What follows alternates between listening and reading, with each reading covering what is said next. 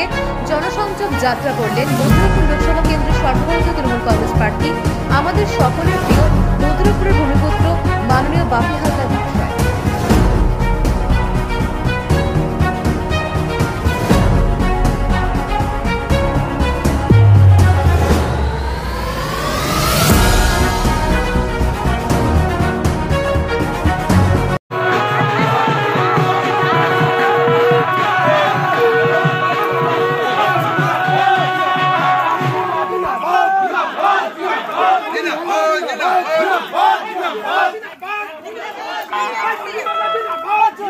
RPTV News Bangla।